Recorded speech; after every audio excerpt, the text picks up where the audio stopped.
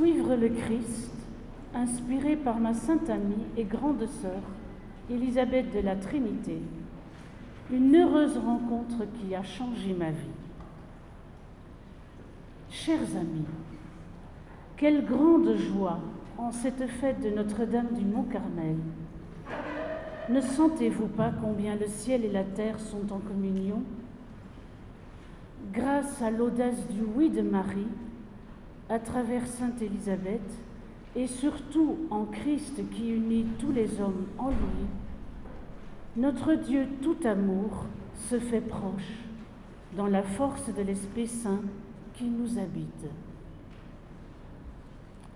Mais comment une laïque qui habite l'Eifel belge est devenue amie de cette carmélite décédée à 26 ans en 1906 à Dijon? Après-demain, c'est son anniversaire. Elle aurait 137 ans. N'oubliez pas.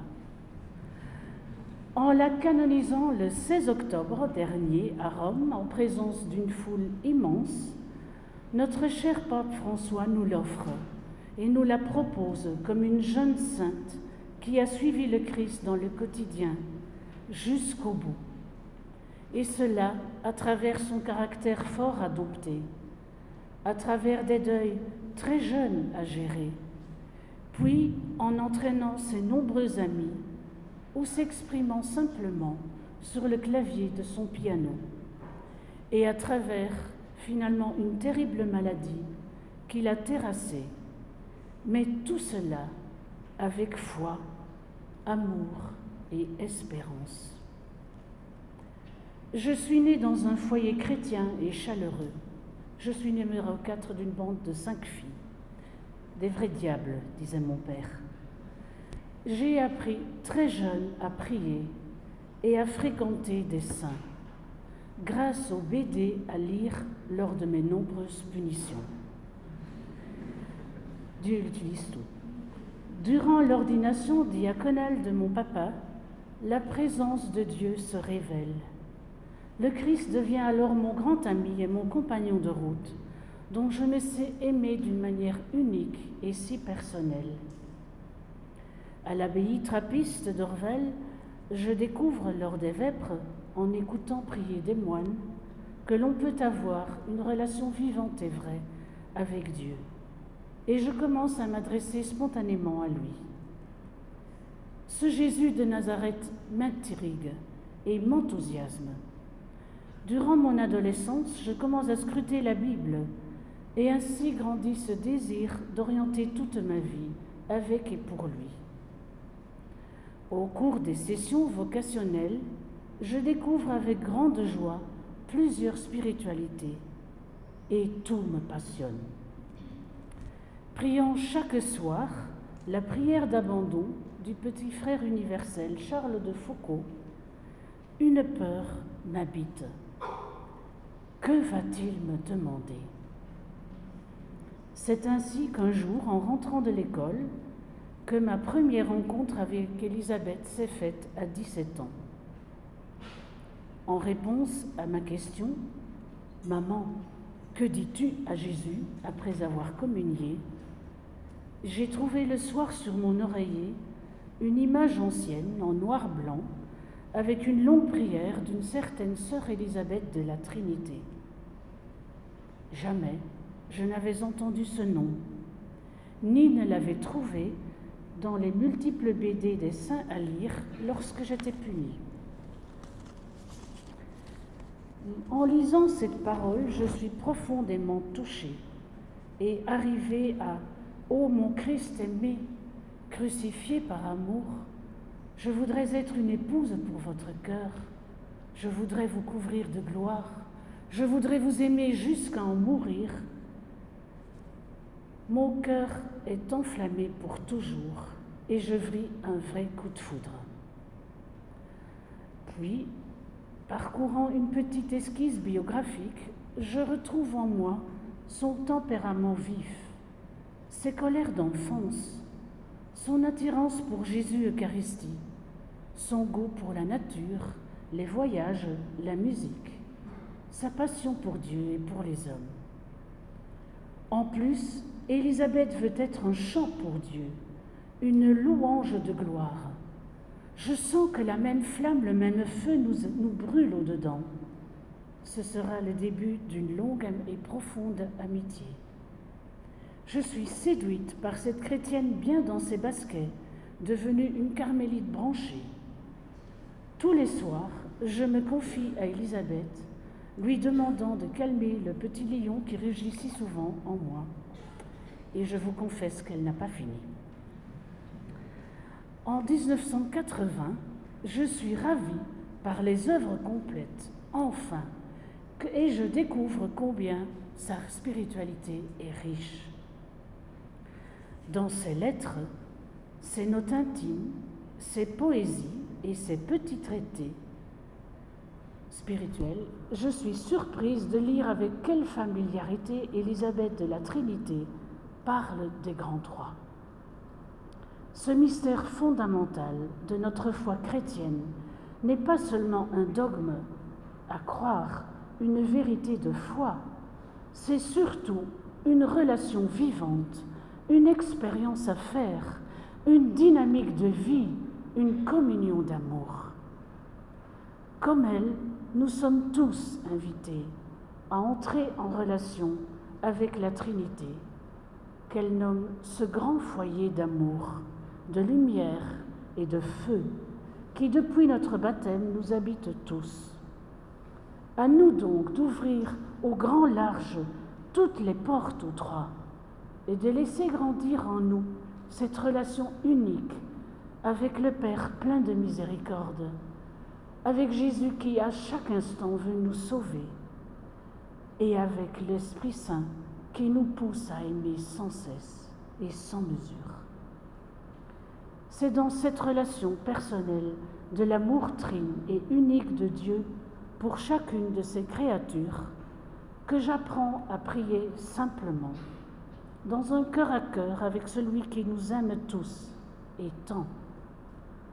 Oui, c'est à l'école d'Élisabeth que j'apprends à vivre l'oraison dans ce être là, présente, par amour, pour lui, et cela au nom du monde entier. Séduite par mon amie, je lui demande ce qu'elle annonce être sa mission posthume, de m'aider à sortir de moi-même pour m'attirer à lui seul. Et lorsque je découvre sa note intime 13, où Élisabeth décrit avec feu ce qui signifie être épouse du Christ, j'y découvre le leitmotiv pour toute ma vie. Vivre avec, toujours avec Jésus. À l'école d'Élisabeth, une aventure géniale débute avec mon Christ, ce crucifié ressuscité par amour, qui me creuse et qui me comble. Quelle réponse de ma maman, qui à son enfant terrible fait le cadeau d'une sainte amie au ciel pour me guider là où le Maître m'appellera. Oui, chers amis, quelle grande joie de pouvoir vivre son baptême en enfant de lumière. Quelle joie d'être un pécheur pardonné qui découvre sans cesse l'infini de Dieu sans se décourager de ses rechutes. Quelle joie de pouvoir compter sur l'énergie féconde des sacrements. Quelle joie de se faire tout enseignable pour écouter et ruminer la parole qui nous invite toujours à choisir la vie. Quelle joie intime de découvrir la présence de Dieu dans la dynamique de la croix, à porter pour, après, faire l'expérience de la résurrection du Christ. Sublime, me direz-vous, mais ne rêvons pas, nous n'en sommes pas là. Eh bien, moi non plus. Je suis toujours en chemin, et le vieil homme n'est pas mort, ni avec la chimiothérapie, ni avec la guérison. Comme les saints sont toujours prêts à nous aider, Élisabeth nous refile un truc génial. Elle nous apprend à nous plonger fréquemment au-dedans de notre être profond, dans cette fine pointe de l'âme. plonger pour renouer le contact avec Dieu tout amour, qui nous habite et qui nous aime immensément. Lui confier ma joie, ma peine, mon désir, mon angoisse, mes intentions. Ainsi, rien dans nos vies n'est banal, et tout est habité et donc transfiguré en Christ. Ainsi, Élisabeth nous apprend à redevenir chrétiens, christiques, en Christ, du Christ, vivant avec lui, car rien de ce que nous vivons ne lui est étranger. Comme petite sœurette, je me suis exercée comme enseignante et animatrice pastorale auprès des élèves, des collègues de l'Institut Notre-Dame à Malmedy en Belgique. C'est une école technique et professionnelle. Et ce n'était pas triste. Élisabeth m'a accompagnée fidèlement auprès des élèves qui n'épargnaient jamais leurs objections, ni leurs questions parfois pertinentes. Puis Élisabeth m'a entraînée à quelques oui essentiels et quelques non définitifs, et me guide après un long combat vers la virginité consacrée que je découvre grâce à elle, comme chaque jour, comme un merveilleux chemin d'amour. Mais après 14 ans d'enseignement, subitement, ma vie bascule. Chagrin me squatte et peu à peu va détruire et menacer la vie. Cette maladie auto-immune, orpheline, me sera une école de vie dans les pas de ma sainte amie Élisabeth de la Trinité. Et j'apprends à me faire tout enseignable pour tout apprendre de Dieu.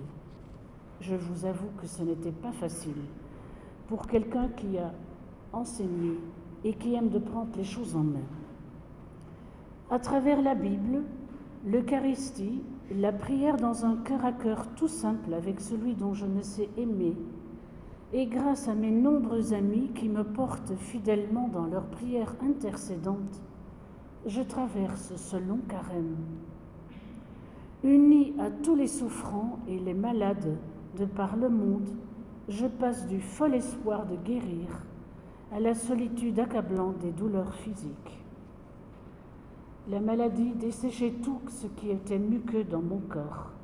J'attrape 2 lésions cérébrales, j'ai des atrophies musculaires, des allergies sur tout le corps dont je garde les marques, des névralgies aiguës, des vasculites lymphocytiques et finalement j'ai une vessie neurogène qui me rend incontinent total au niveau urinaire. Des traitements lourds me rendaient méconnaissable et j'ai souffert alors du regard des autres envers le monstre physique que j'étais devenue. Mais toujours, Élisabeth m'a rappelé de fixer mon regard sur le crucifié. Relisant alors les chants du serviteur souffrant, je fonde tout sur cette certitude qui ne déçoit pas. Jésus m'aime comme je suis. Lui seul reste ma force et ma joie profonde. Il est le roc de mon cœur. Dans les pas d'Élisabeth, portée par une armée de priants, je suis entraînée dans cette gymnastique continuelle du « je sens mon impuissance » à « je me livre à toi ». Et tout en bramant d'impuissance vers le Christ, je fais l'expérience que le prix de son amour est dans le feu de la passion. Parce qu'il nous a trop aimés, comme répète Élisabeth avec Paul. La force du Christ a épousé ma faiblesse et le sacrement des malades reçu 2 fois est ma force divine. Devenir ce petit grain de blé, seul et mourant en terre, et être invité à croire à la richesse de l'épi sans la voir, voilà ce qu'a été alors mon chemin de foi. Ces 5 années de lutte et de contemplation ont intensifié ma relation avec le Christ.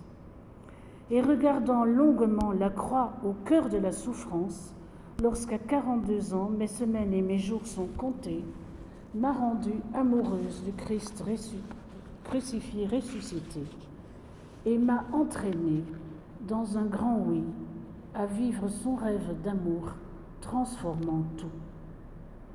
Un fait décisif m'a retourné et libéré de la nuit obscure pour vivre alors dans la perspective du paradis. J'étais certaine de bientôt voir Jésus. Mais après avoir préparé ma veillée d'adieu et la célébration de ma Pâque choisissant texte et chant, j'avais encore un désir, partir au Carmel de Flavignerot pour remercier mon amie Élisabeth de son long accompagnement fidèle et pour prier pour les vocations. C'est là que notre Dieu tout amour, dans son immense miséricorde, m'a touchée pour devenir signe de son amour pour tous. J'ai senti comme un poids de plomb qui d'un coup m'a quittée et depuis mes épaules a filé en terre. En un instant, toutes les douleurs, tous les dysfonctionnements qui me faisaient tant souffrir ont disparu. La guérison fut instantanée, saisissante, imprévue. Une vraie délivrance avec la certitude intérieure d'être guéri pour toujours. Il y a déjà 15 ans. Émotion profonde, joie débordante, grande paix intérieure. Tout jubile en moi et chante merci. La date du 2 avril 2002 est marquée au fer rouge dans tout mon être et reste chaque matin l'inattendu bouleversant auquel je réponds avec une incessante action de grâce. Un an après, je pars à pied en pèlerinage de Belgique à Flavignerot, en action de grâce. Je ferai la même chose, du porte-à-porte, 585 km. Ce fut pour les médecins le comble des défis. Et c'est alors que la prière du Carmel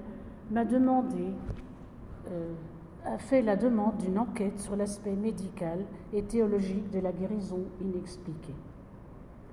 Puis, des années après, un processus diocésain de 19 mois a lieu à Dijon, puis 2 commissions à Rome.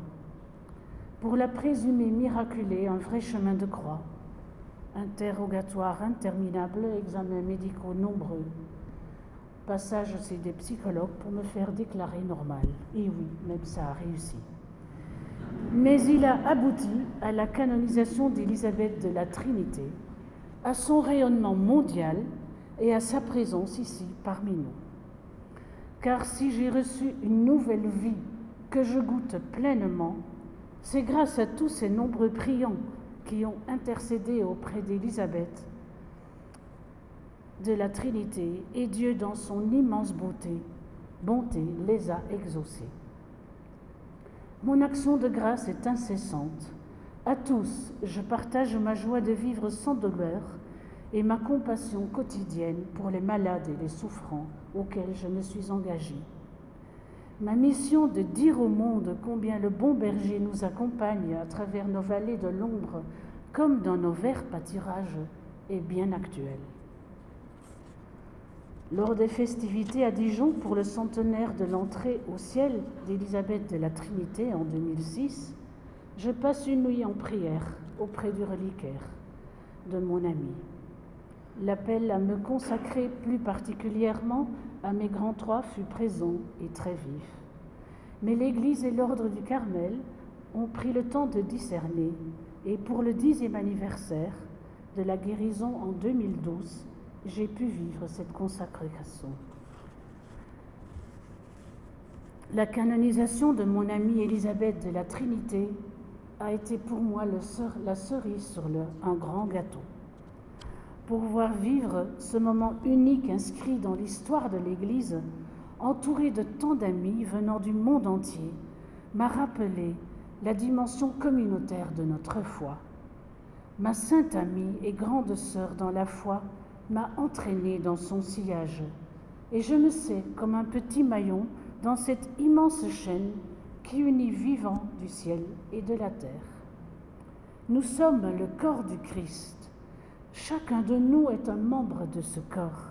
Chacun reçoit la grâce de l'Esprit pour le bien du corps entier, chantons-nous. Et c'est bien vrai.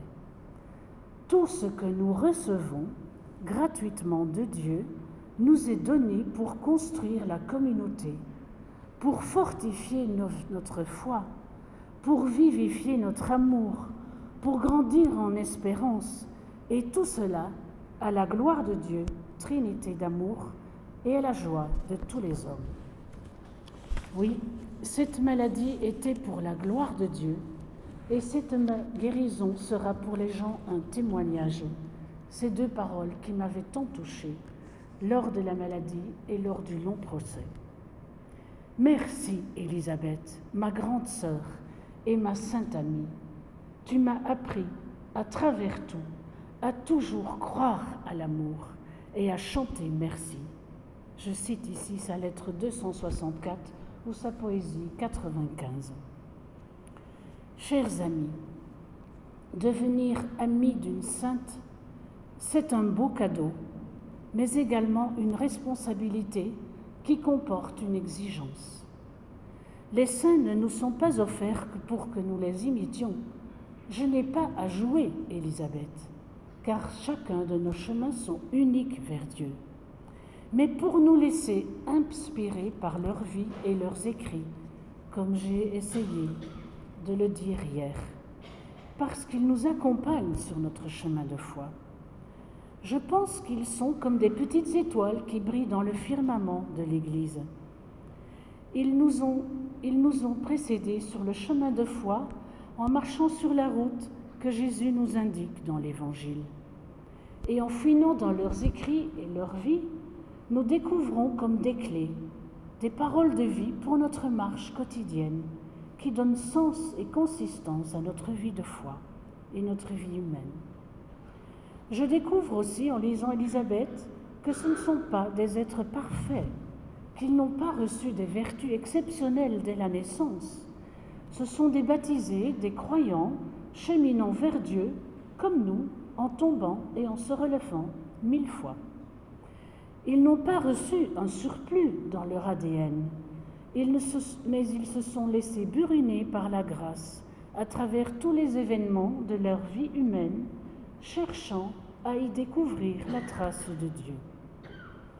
Passionnés d'amour pour Dieu et leurs frères et sœurs en humanité, ils les accompagnent, nous soutiennent, nous inspirent, nous encouragent. Ce ne sont pas des statues immobiles, poussiéreuses, mais des êtres vivifiés et transformés par la grâce, qui vivent en communion avec Dieu au ciel et avec nous les humains sur terre. Ils nous sont proposés par l'Église pour nous inspirer et nous donner de temps à autre un petit coup de pouce. Dans le catéchisme de l'Église catholique, au numéro 942 et suivant, on parle clairement de la communion des saints entre fidèles vivant sur la terre et au ciel, la grande famille de l'Église, et que l'on peut vivre dans la foi à travers les sacrements, le partage des charismes, à travers l'oraison. Cela renforce ceux qui sont encore en chemin et ceux qui sont déjà arrivés auprès de Dieu. Il y a une vraie communion qui est renforcée par l'intercession des saints qui viennent à notre secours par l'unique médiation du Christ Sauveur. Thérèse nous promettait de passer son ciel à faire du bien sur la terre. Élisabeth désire nous aider à nous sortir de nous-mêmes pour nous attirer à Dieu. Notre jeune sainte Élisabeth, rayonnante de la joie de vivre avec le Christ au cœur des Trois, nous est donnée pour notre temps, me semble-t-il, et je pense qu'elle a une ardeur d'avance et désire nous y entraîner.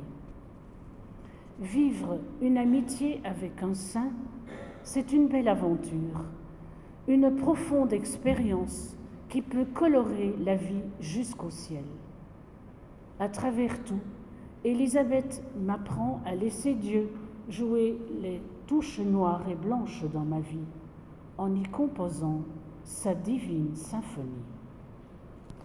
Je vous propose maintenant de prier et de demander l'intercession d'Élisabeth pour nos 3 frères qui recevront l'ordination diaconale et sacerdotale, et de lui confier leur vie en tant que prêtre, en tant que serviteur diacre, pour qu'ils puissent donner joie au cœur de Dieu et puissent aider à cheminer tant de nos contemporains dans la foi.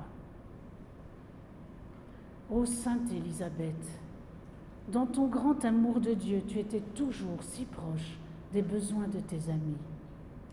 Maintenant que tu es au ciel, devant la face du Seigneur, intercède auprès de lui pour les intentions que nous te confions.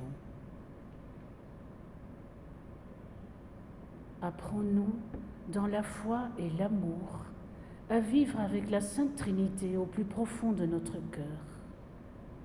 Apprends-nous tous, comme toi, à rayonner l'amour de Dieu parmi les hommes dans notre quotidien de chaque jour, pour être une louange de sa gloire. Gloire au Père, au Fils et à l'Esprit Saint. Amen.